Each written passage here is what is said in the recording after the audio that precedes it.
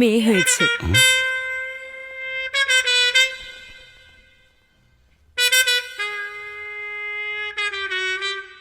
মেয়ের নাম রাখা হলো ফাতিমা।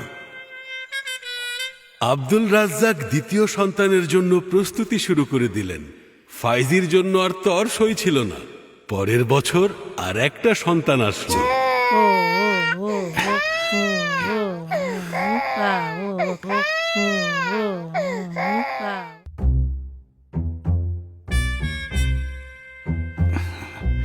ছেলে মেয়ে হয়েছে।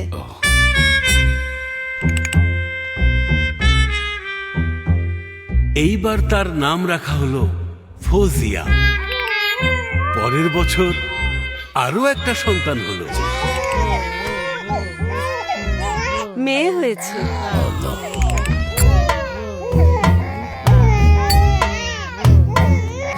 তার নাম রাখা হলো ফিরোজা। তার পরের বছর একই সময়ে আবারও একই জায়গায়। হে আল্লাহ, তুমি এবার আমার মনের আশাটা পূরণ করে দাও। আমি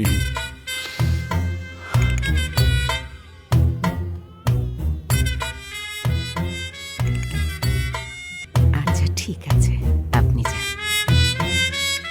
আবারও মেয়ে।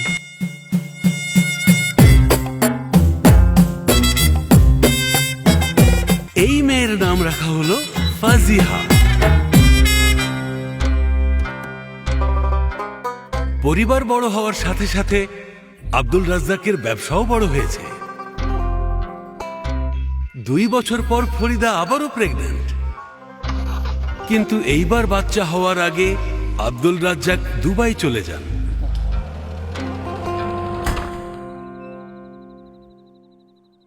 ফরিদার সাথে কেউ আছেন?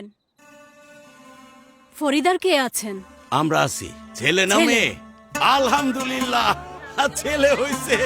এই আসো সবাই, ছেলে হইছে। আল্লাহ কতদিন পরে।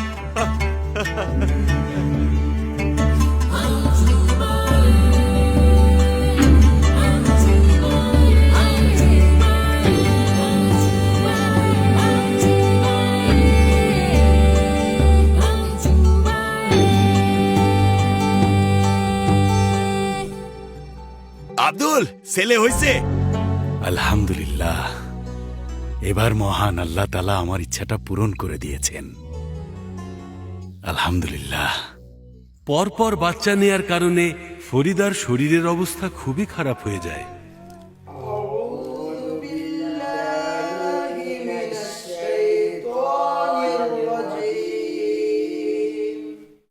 একদিন ফরিদা মারা যায়।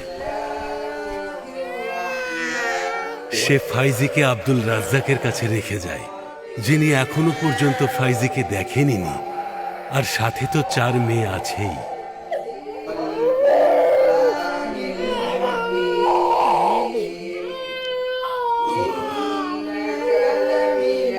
কাঁদে না বাবা, কাঁদে না, কাঁদে না।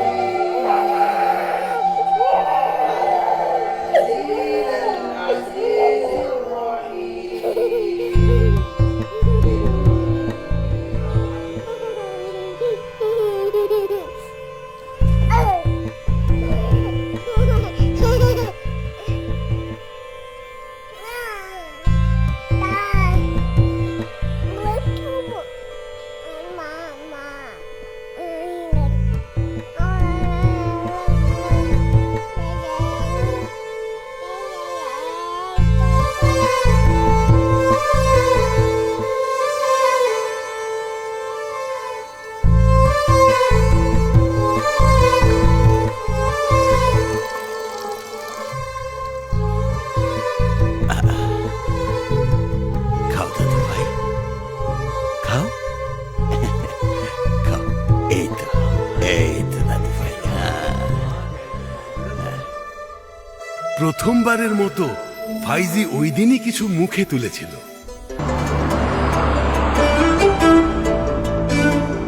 ফরিদা মারা যাওয়ার পর আব্দুল রাজ্জাক তার সন্তানদের নিয়ে দুবাই চলে আসেন।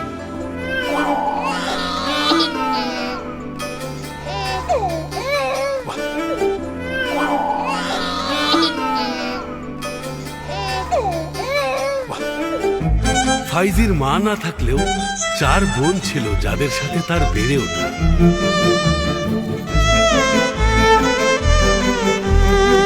ফাইজি বোনদের সাথে সারাদিন রান্নাঘরেই সময় কাটাত।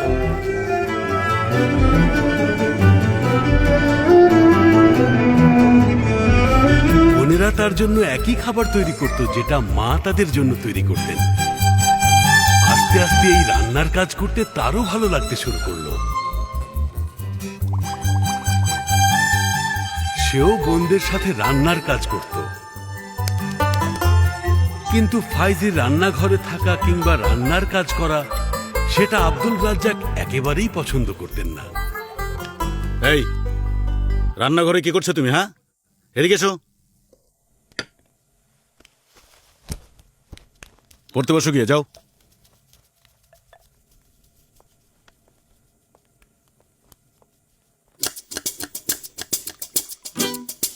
ফাইজির বড় হওয়া এভাবেই।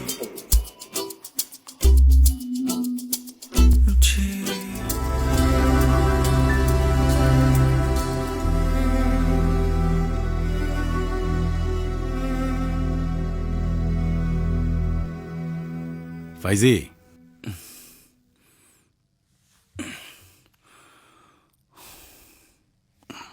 এ নাও, ভালো করে এটা পড়ে দেখো, তারপর আমাকে জানাও এমবিএ কোথায় করতে চাও। আমি চিন্তা করেছি তোমাকে নিয়ে নতুন ব্যবসা শুরু করব। ভালো করে পড়ো। আল্লাহ।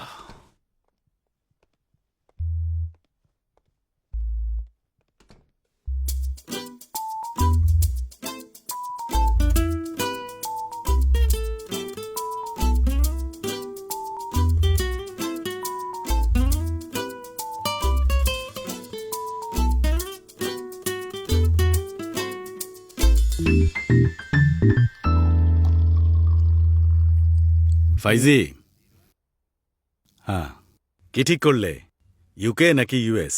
সবগুলো বুকলেট পড়ে দেখেছি। হুম, সামান্য এমবিএ করতে ইউকে বা ইউএস যাওয়ার কি দরকার? তার চেয়ে বরং অন্য কিছু করি, সেটা তোমার ব্যবসার কাজে অনেক সাহায্য করবে। সুইজারল্যান্ডে একটা কোর্সের ব্যাপারে পড়লাম। হ্যাঁ আমার মনে হয় এই কোর্সটা করলে অনেক ভালো হবে, হোটেল ম্যানেজমেন্টের উপর। হ্যাঁ, আমি চাচ্ছি ওই কোর্সটা করতে। আজকাল অনেকেই এই বিষয়টা নিয়ে পড়ছে। এই হোটেল ম্যানেজমেন্টে পড়ার সিদ্ধান্তটা তুমি কিন্তু ভালোই নিয়েছ। আচ্ছা, ওটা করলে তো সহজে একটা 5 স্টার হোটেল চালু করতে পারবো, তাই না? অফকোর্স, সময়ের সাথে পরিবর্তন হতে হবে, হ্যাঁ। তা না হলে ভালো কিছু করতে পারবো না। হ্যাঁ, একদম ঠিক বলেছ। বিষয়টা এমন হতে হবে যে সবাই আব্দুল রাজ্জাককে ফলো করছে, অন্য কাউকে না। হ্যাঁ, বুঝতে পেরেছি তোমার কথা। আচ্ছা শোনো, কোর্স শেষ করার পর আমরা নিজের একটা 5 স্টার হোটেল খুলব। একটা সময় ছিল যখন আমার এলাকার মানুষ আমাকে বাবুর্চির ছেলে বলে ডাকত, আর এখন সেই মানুষরাই আমাকে 5 স্টার হোটেলের মালিক হিসাবে জানবে।